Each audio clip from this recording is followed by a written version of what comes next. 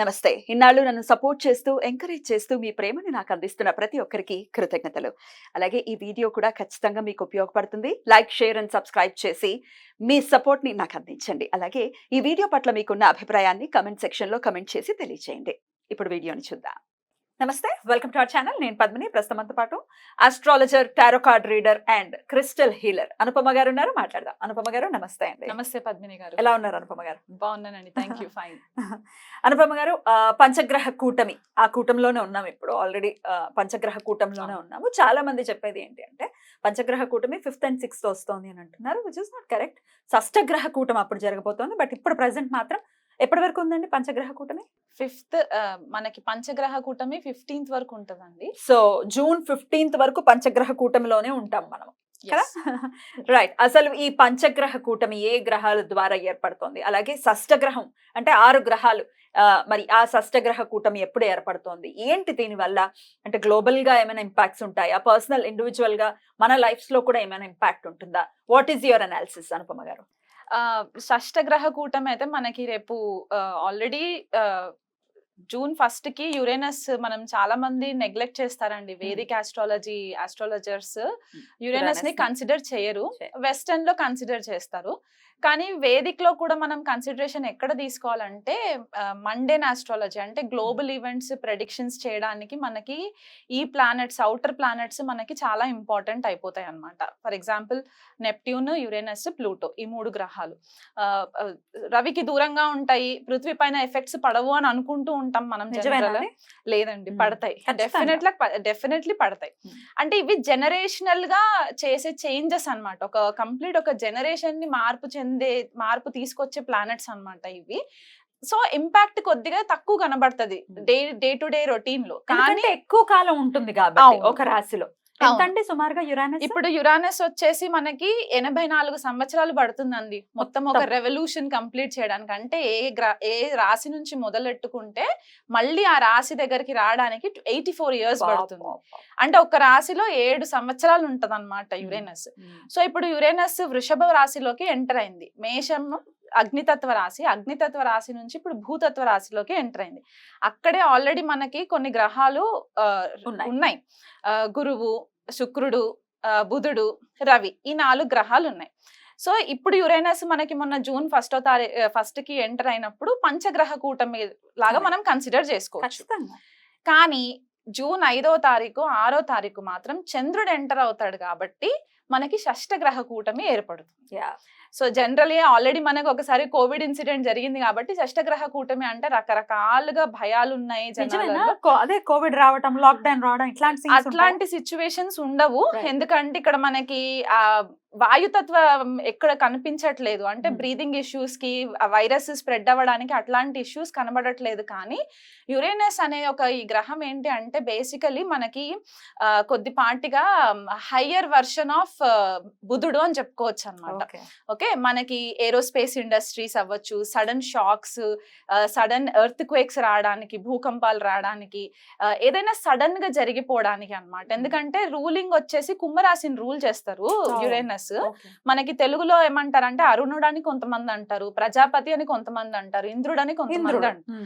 So ఇప్పుడు ఇంద్రుడి nature మనకి స్వతహాగా మైథలాజికల్ స్టోరీస్ తెలిసిన ప్రకారం అయితే కొద్దిగా అగ్రెసివ్ గానే ఉంటూ ఉంటారు. కాబట్టి ఈ ప్లానెట్ కొద్దిగా ఇరెటిక్ బిహేవియర్ ఉంటుంది అనమాట. అంటే రెబెల్ గా ఉండే ఛాన్సెస్ ఎక్కువ ఉంటాయి. ఆ డామినెన్స్ అంతా కూడా కొద్దిగా రెబెలియన్ గా ఉంటుంది అనమాట. సో ఎప్పుడైతే ఇలాంటి గ్రహము మనకి భూతత్వ రాశిలోకి ఎంటర్ అయ్యి 0 degrees లో ఉంటుంది ఇప్పుడు ప్రెసెంట్ గా. ఎందుకంటే స్లో మూవింగ్ ప్లానెట్, మనం శనినే అనుకుంటాము, శని కంటే ఇంకా స్లో మూవింగ్ ప్లానెట్ కాబట్టి 0 degrees టారస్ లో ఉంది ఇప్పుడు ప్రెసెంట్. అంటే కృతికా నక్షత్రంలో ఉంటుంది. అక్కడే మనకి గురుడు 8 degrees లో కృతికాలోనే ఉంటారు. బుధుడు కూడా మనకి ఇంచుమించు 3 degrees 4 degrees 7 degrees ఉంది. 7 degrees బుధుడు మనకి కృతికాలో ఉంటారు. రోహిణిలో రవి అండ్ శుక్రుడు 20-21 degrees క్లోజ్ కంజంక్షన్స్ లో ఉంటాయి.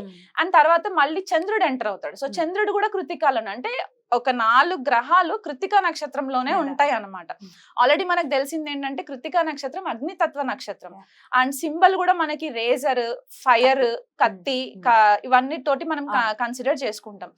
సో ఒక ఎరేటిక్ బిహేవియర్ ఉన్న గ్రహము కృత్తికాలోకి ఎంటర్ అయినప్పుడు గురుడు ఆల్రెడీ మనకి వాయుతత్వ గ్రహంగా మనం చెప్పుకుంటాం, ఆకాశ తత్వంగా చెప్పుకుంటాం కాబట్టి ఈ ప్లానెట్స్ అన్ని కూడా ఒక క్లస్టర్ ఆఫ్ ఎనర్జీస్ వచ్చేసరికి ఎక్స్ప్లోజన్స్ అయ్యే ఛాన్సెస్ ఎక్కువ ఉంటాయండి మనకి.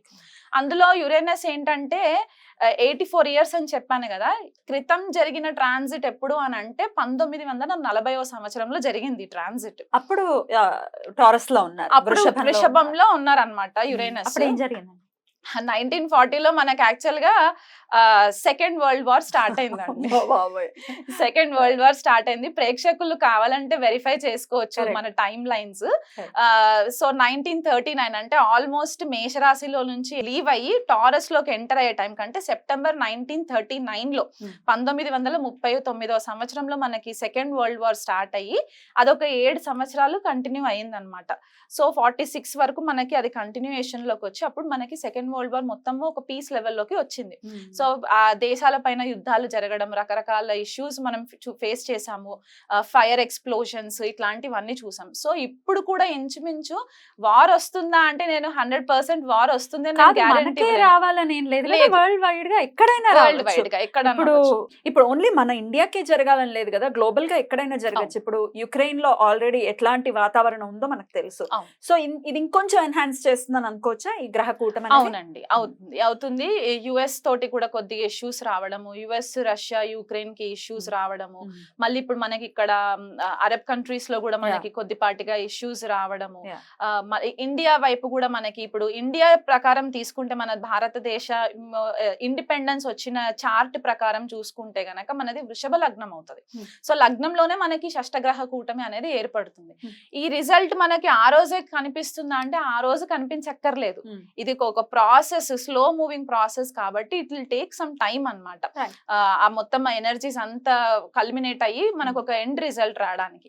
కాకపోతే ఇక్కడ మనకి ఇంటర్నేషనల్ లెవెల్లో కూడా మనకి కొద్దిపాటిగా ఇప్పటి వరకు ఏదైతే మనకి ఆ ఫ్రీనెస్ ఉండిందో in terms of international leaders తోటి మనకి కమ్యూనికేషన్స్ అవ్వచ్చు, లేకపోతే మనకి వాళ్ళతో ఉన్న ఫ్రెండ్షిప్స్ అవ్వచ్చు, కొద్దిపాటిగా డిస్టర్బ్ అయ్యే ఛాన్సెస్ ఉంటాయండి. మన నేషనల్ లీడర్స్ కి కూడా కొద్దిపాటిగా థ్రెట్ ఉండే ఛాన్సెస్ కూడా ఉన్నాయి రాజకీయ నాయకులకి. అండ్ మనకి ఇంకొకటి ఏంటి అంటే ఇప్పుడు ఇండియా చార్ట్ అని చెప్పేసి అనుకున్నాం కాబట్టి మనకి నార్త్ లో ఎక్కువ ఇది చూసుకుంటే భూకంపాలు వచ్చే ఛాన్సెస్ మనకి నార్త్ లో ఎక్కువ కనబడుతూ ఉంటాయి. సో ఈ గ్రహాలన్నీ వీక్షణ మనకి వృశ్చిక రాశి పైన పడుతుంది. ఇప్పుడు అందరి కళ్ళంతా వృశ్చిక రాశి పైన ఉంటుంది అనమాట. ఎందుకు అంటే ఈ షష్టగ్రహాలన్నీ కూడా 7th ఆస్పెక్ట్ వృశ్చిక రాశి పైన పడుతుంది. కుజుడు ఆల్రెడీ మేషరాశిలోకి ఎంటర్ అయ్యి మేషరాశి నుంచి 8వ ఆస్పెక్ట్ వృశ్చిక రాశి పైన పడుతుంది.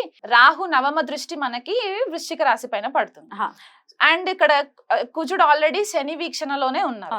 సో మొత్తం 9 గ్రహాలు వృశ్చిక రాశి పైన పడుతుంది చూపు. అండ్ షష్టగ్రహ కూటమి మాత్రం వృషభ రాశిలో జరుగుతుంది. సో మన లైఫ్ లో ఎట్లాంటి ఈవెంట్స్ అంటే మనకి వృషభ రాశికి సంబంధించిన కారకత్వాలు, వృశ్చిక రాశికి సంబంధించిన కారకత్వాలు ఎఫెక్ట్ అయ్యే ఛాన్సెస్ ఉంటాయి. సో మనకి నార్త్ ఇండియాలో భూకంపాలు వచ్చే సంఘటనలు, సౌత్ ఇండియాకి వచ్చేసరికి ఎస్పెషల్లీ తెలుగు రాష్ట్రాలు, తమిళనాడు, కర్ణాటక, కేరళ ఇటువైపు ఫ్లడ్స్ వచ్చే ఛాన్సెస్ ఎక్కువ ఉంటాయి. వర్షాలు, సునామీస్, సైక్లోన్ ఎఫెక్ట్స్, దానివల్ల కొద్దిగా జన నష్టము.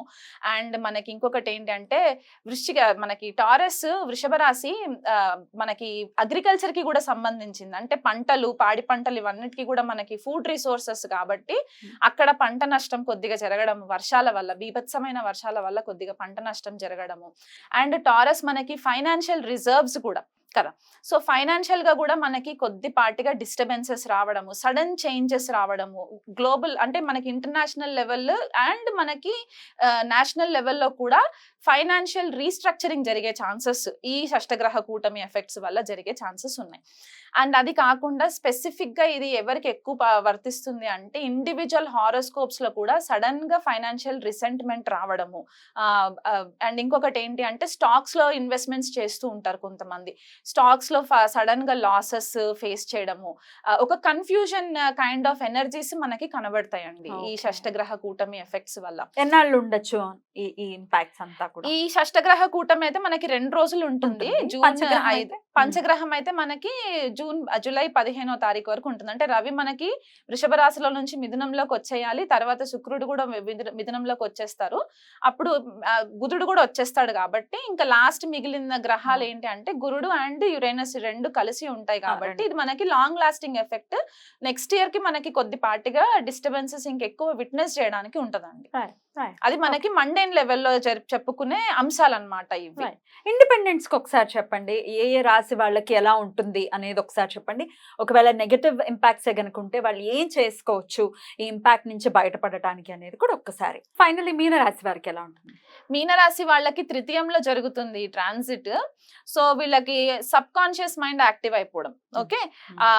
అండ్ క్లస్టర్ ఆఫ్ ప్లానెట్స్ ఇక్కడ తృతీయంలో జరగడం అండ్ మీనరాశిలోనే ఆల్రెడీ అక్కడ రాహు సంచారము, నెప్ట్యూన్ కూడా ఉంది. మనం నెప్ట్యూన్ కన్సిడర్ చేయము జనరల్ గా, but I'm just telling. Neptune కూడా అక్కడ ఉంది కాబట్టి కొద్దిగా ఏవైతే ఇల్యూషన్స్ ఇదివరకు ఏవైతే మాయా ప్రపంచంలో ఉండుంటే గనక ఆ ఇల్యూషన్స్ సడన్ గా వీళ్ళకి రియాలిటీ లాగా టర్న్ అవ్వడం అన్నమాట. అది వీళ్ళ అన్ఎక్స్పెక్టెడ్ రియాలిటీ. అది పాజిటివ్ అవ్వచ్చు, నెగిటివ్ అవ్వచ్చు. అదొకటి జరిగే ఛాన్సెస్. కోబాన్స్ తోటి అంటే యంగర్ సిబ్లింగ్స్ ఎవరైనా ఉంటే గనక, తమ్ముడు చెల్లి ఇట్లాంటి వాళ్ళు ఎవరైనా ఉంటే గనక వాళ్ళతోటి కొద్దిపాటిగా డిస్టర్బెన్సెస్ వచ్చే ఛాన్సెస్ అయితే ఉంటాయి. అంటే ఇక్కడ మైండ్ సెట్స్ మ్యాచ్ అవ్వవు. ఈ 1 మంత్ కూడా కొద్దిపాటిగా డిసగ్రిమెంట్స్ ఉండే ఛాన్సెస్ ఉంటాయి.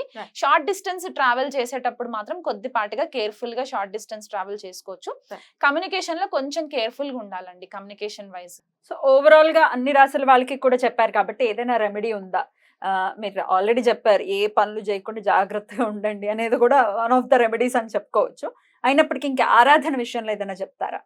ఆరాధన విషయంలో అంటే మనకి వృషభంలో ఇవన్నీ ప్లానెట్స్ జరుగుతున్నాయి కాబట్టి అందరూ ఫస్ట్ ప్రే చేయాల్సింది శ్రీ మహాలక్ష్మికి. ఎందుకంటే మనకి రిసోర్సెస్, ఫైనాన్షియల్ రిసోర్సెస్ అవ్వచ్చు, అబండెన్స్ అవ్వచ్చు, భూమికి సంబంధించి పంటలు ఇవన్నీ కూడా వృషభ రాశికే సంబంధించి ఉంటాయి కాబట్టి శ్రీ మహాలక్ష్మికి ఆరాధన చేసుకోవడము, లక్ష్మి అష్టోత్తరం చదువుకోవడము, ఆవు నెయ్యితో దీపం పెట్టడము ఇట్లాంటివి రెగ్యులర్ గా చేయాలి 1 మంత్ కూడా. అండ్ ఇంకొకటి ఏంటి అంటే మనకి స్కార్పియో కూడా యాక్టివ్ అయిపోయి ఉంది కాబట్టి అండ్ ఈ మెయిన్ ప్లానెట్స్ ఏవైతే ఉన్నాయో ఈ గ్రహాలన్నీ కూడా కృతికాలో జరుగుతున్నాయి కాబట్టి యుతి మొత్తం కృతికాలో ఉంది కాబట్టి సుబ్రహ్మణ్యేశ్వర స్వామి ఆరాధన చాలా ఇంపార్టెంట్.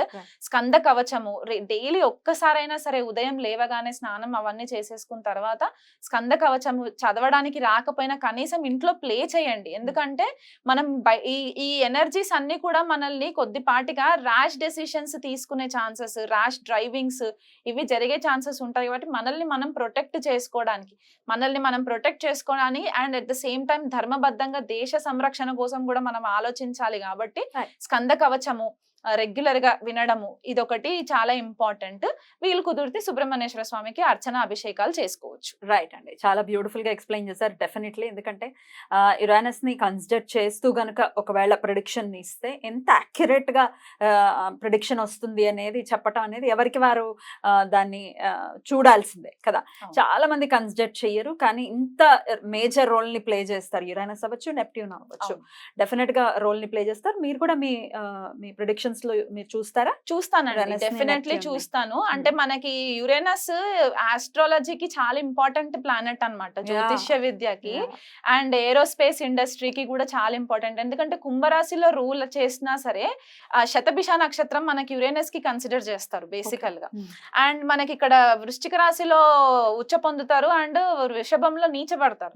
సో ఈ 2 మెయిన్ అకల్ట్ కి సంబంధించి అంటే గుప్త విద్యలకి సంబంధించిన 2 మెయిన్ రాశుల్లో యురేనస్ కి ఇంపార్టెన్స్ ఉంది కాబట్టి ఖచ్చితంగా యురేనస్ ని కన్సిడర్. చాలా అద్భుతంగా వివరించారు. ఈ నెల్లాళ్ళు కూడా వీలైతే కూడా అందరూ చాలా జాగ్రత్తగా ఉంటూ అటు సుబ్రహ్మణ్యేశ్వర స్వామి ఆరాధన అండ్ లక్ష్మీదేవి ఆరాధన చెప్తున్నారు కాబట్టి అవి చేసుకుంటూ అందరికీ ప్రశాంతవంతంగా ఈ సమయం వెళ్ళాలని మనస్ఫూర్తిగా కోరుకుంటూ చక్కగా మాకు తెలియజేశారు. కృతజ్ఞతలండి. నమస్తే. నమస్తే అండి.